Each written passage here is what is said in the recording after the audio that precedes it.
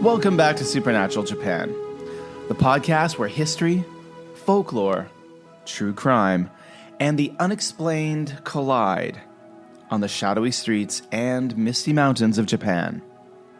I'm your host, Kevin O'Shea, and tonight we dive into a strange convergence of pop culture, prophecy, and panic. Earlier this year, tourists from Hong Kong started canceling trips to Japan. Why? A decades-old manga warning of a catastrophic tsunami, one that, according to the comic, would strike this July 2025.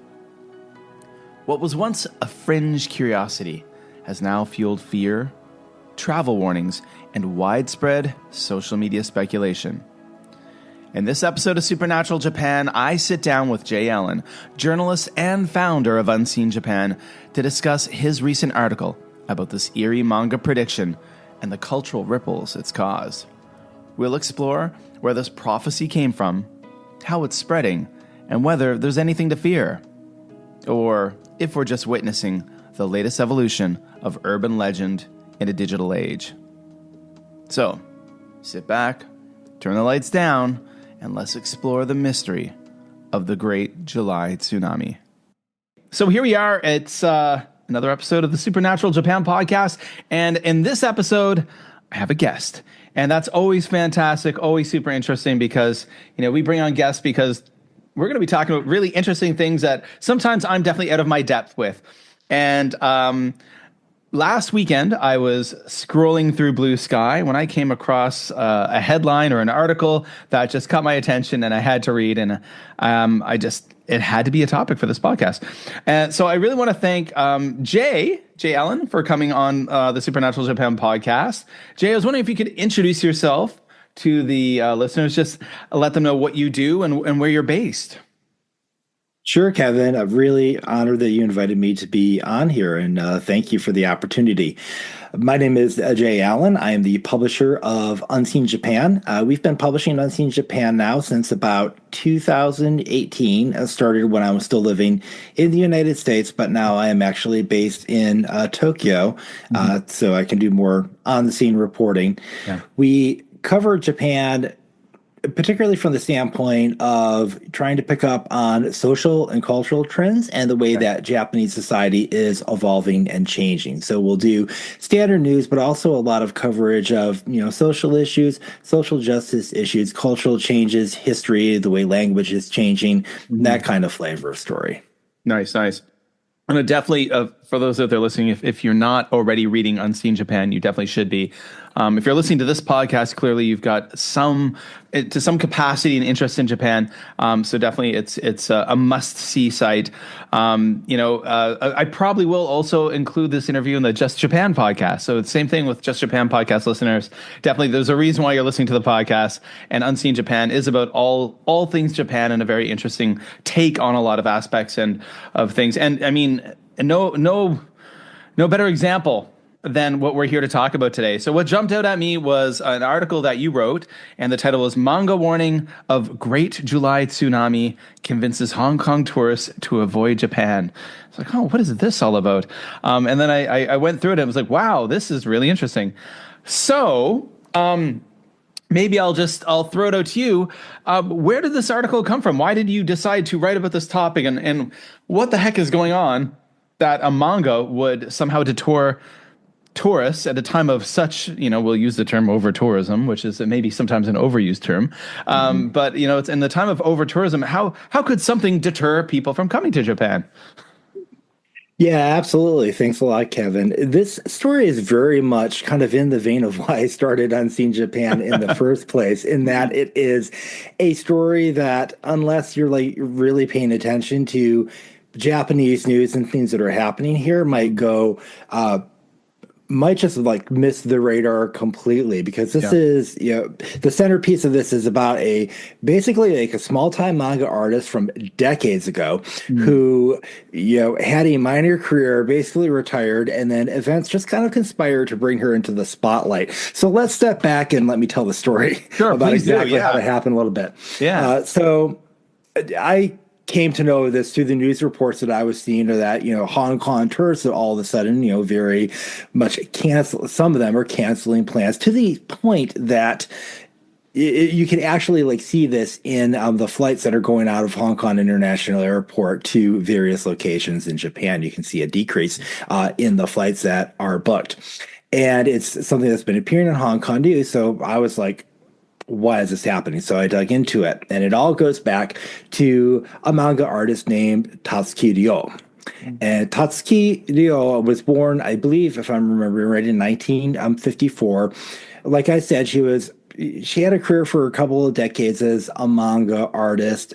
She was like involved in a minor accident in her late teens. Wanted to get into a career that allowed her to work from home a lot, but that didn't necessarily like put her into the public spotlight that much. And so she became a manga artist, and she focused a lot on like, she did some other things, I think, before she went this route, but she started to focus a lot more on like kind of supernatural and horror stories.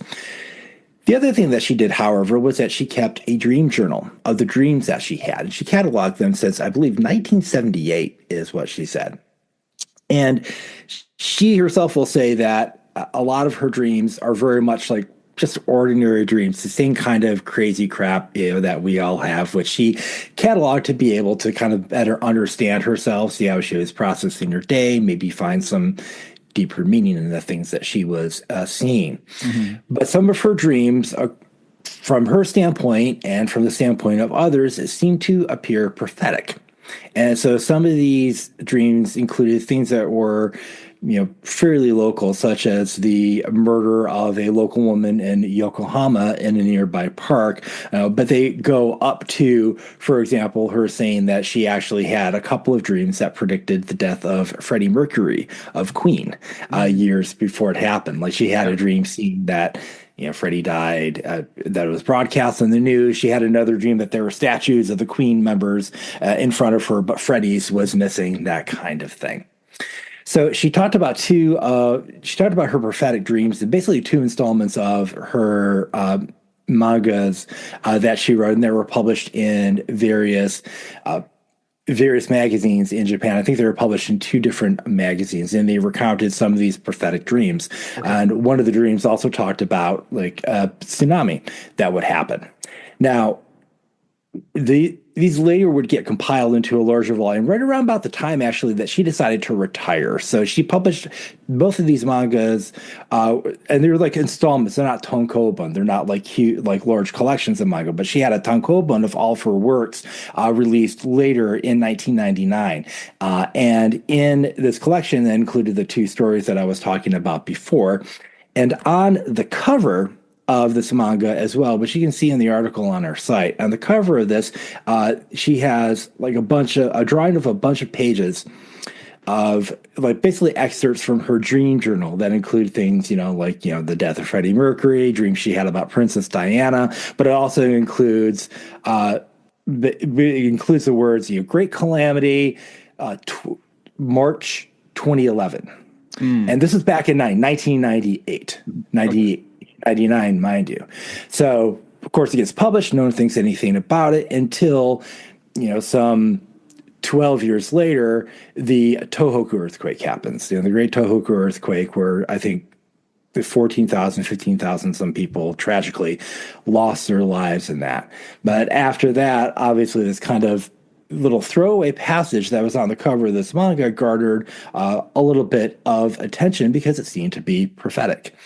And so after that, people were online for a number of years, started popping up here and there, claiming to be Tatsuki Ryo online on various forums and claiming to have other predictions, none of whom were her.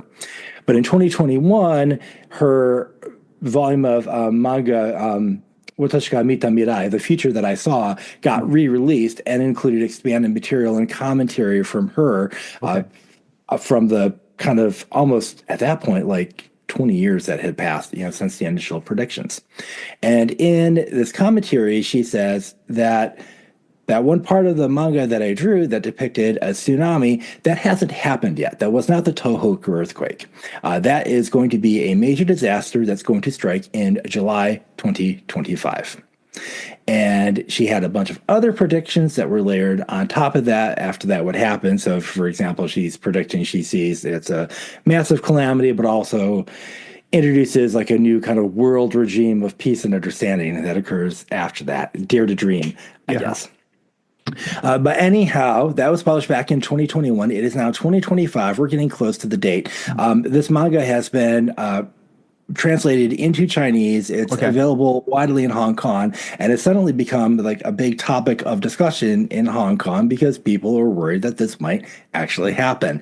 And apparently, according to Hong Kong media, a local kind of feng shui master and expert is making a separate prediction about some sort of great event happening in Japan in July 2025 as well, which seems to reinforce what Tatsuki was saying.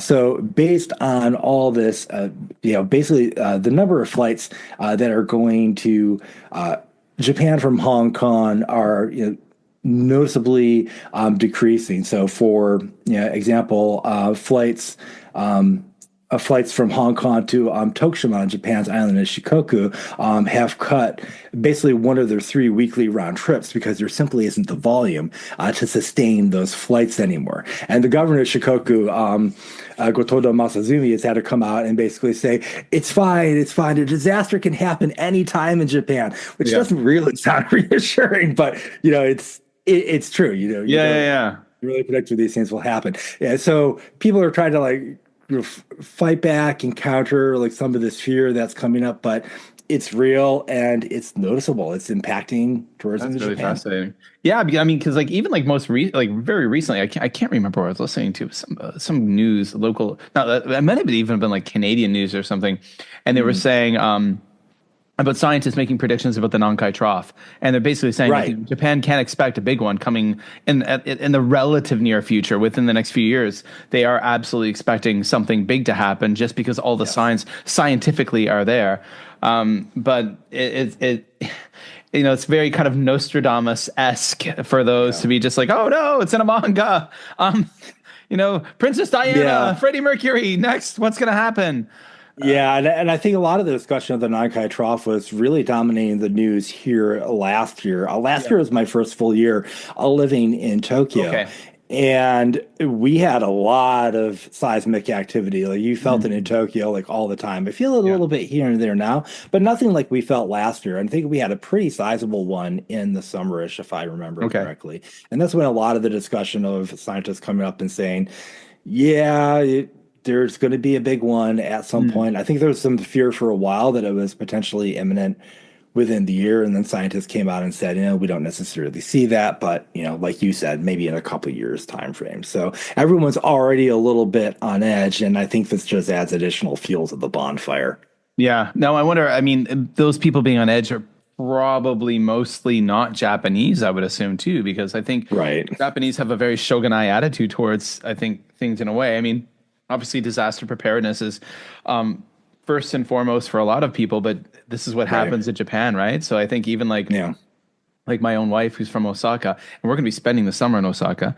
Like we just booked our Airbnb for the month of July, but she's like, hopefully she'll be okay. But even like I'll be right here with you. So I think it happens. Even what did she say? My wife made a kind of a joking comment. She said, "Well, I guess that's less tourists to bump into us when we're in Osaka." So she's looking at it from that approach. But even like I mean, seismic activity happens everywhere in this ring of fire. I'm teaching that to my grade 2 class at my international school, and we felt a earthquake here on Sunday. There was an earthquake in Indonesia, and actually we're sitting here like Malaysia doesn't have seismic activity, but obviously Indonesia does. And we're sitting at the table. My wife just stopped. She went, "Earthquake." It reminded me of my days in Kobe. She's like, "Earthquake." I'm like, "No."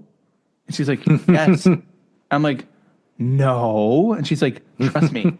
And then I'm like, sure enough, I've got an earthquake app on my phone, and beep, beep, it starts beeping, and it was like in Indonesia, not that far away, and there was the red line, and Penang Island is within like the red circle. I'm like, huh. I'm like, I'm not good at this. The Canadian in me is like, oh, really? Okay. Oh, sorry. I'll believe you.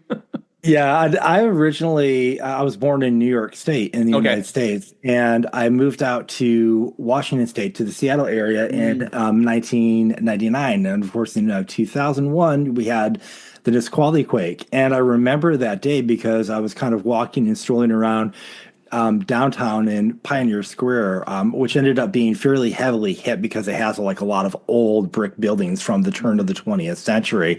And I'm walking along, and all of a sudden, some woman shouts, "Earthquake!"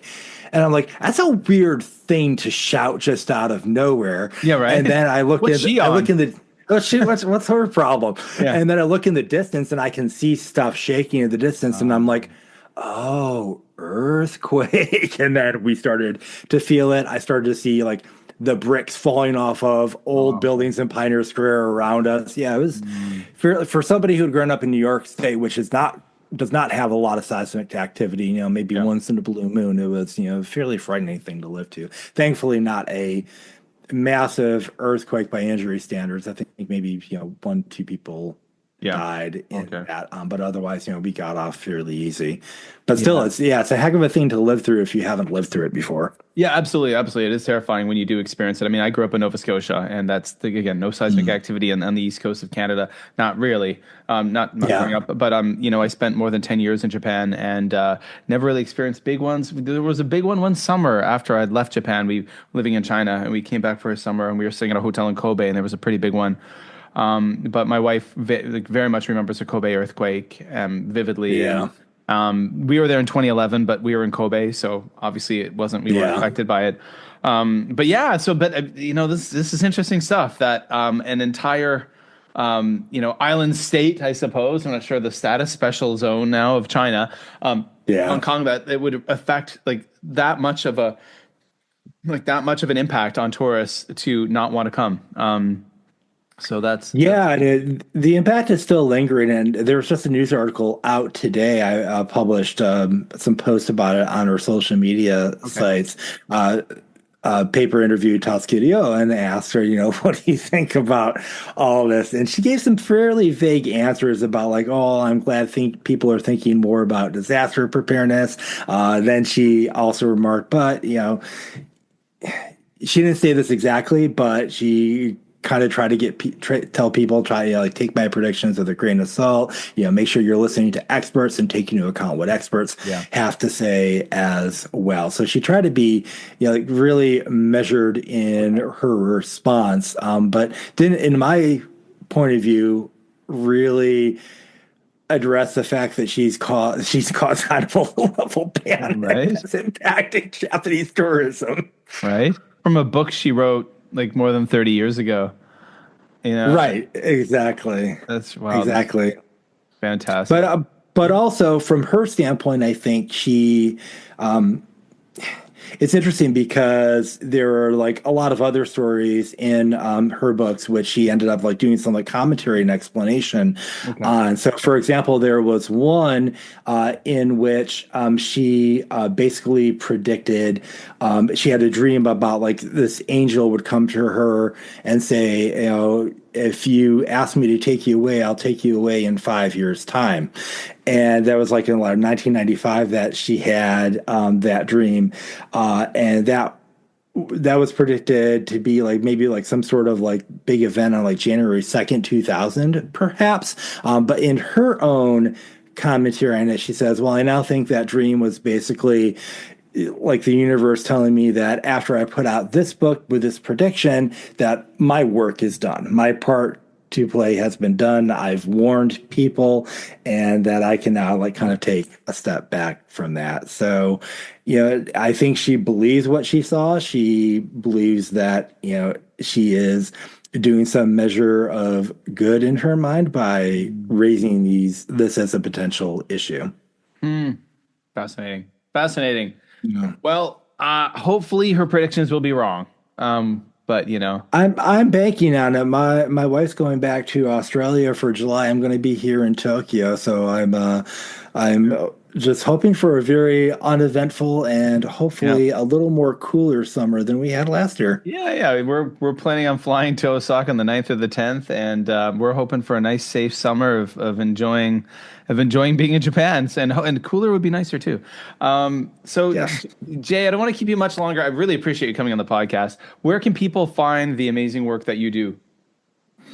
They can go to unseen-japan.com, and from there you can find all of our socials. We're most active in our social media right now on Blue Sky. We also have a YouTube channel where our editor-in-chief, Noah Osko, puts out some really fantastic content. He's Nice. got one that's doing really well right now about why there are so many visible power lines in the Japanese landscape. So I would recommend to people that they just search for Unseen Japan on YouTube and go give that a watch and a like and subscribe. Cool. So all those links will be in the show notes, folks. Go and follow Unseen Japan wherever you're doing the social media stuff, and go check out their YouTube channel. And yeah, Jay, thank you so much. I really appreciate it. Thanks so much, Kevin. It was a pleasure, and I'm happy to come on anytime. You're listening to Supernatural Japan. If you enjoyed tonight's story, please follow, subscribe, and share with anyone who loves a little mystery and a little weird. What are your thoughts on this topic tonight? Would you cancel your travel plans because of a manga written in the 1990s? Are there people doing that as strange as the predictions? Share your thoughts with us at Supernatural. You can email us at supernaturaljapan@gmail.com. And of course, you can absolutely support this podcast and the content that I create by buying me a coffee. I have a buy me a coffee page. The link is below in the show notes, and that is a fantastic way to support all of the things that I do, all of the creative work and endeavors that I partake in. Now, if you have any thoughts or feedback, please leave a review wherever you listen to the podcast, and follow us on social media. One of the best places to follow the podcast is over on Instagram at Supernatural Japan. Of course, this evening, Jay and I talked a lot about Blue Sky. I'm very active there. You can follow me on Blue Sky and on X at MadForMaple. And again, the email address for the podcast is supernaturaljapan@gmail.com. Check out our Facebook page if that is your thing. And I am now writing companion blogs for the podcast and putting them over at justjapanstuff.com. Go check it out. So, everyone, until next time, keep an eye on the manga and the other on your earthquake app.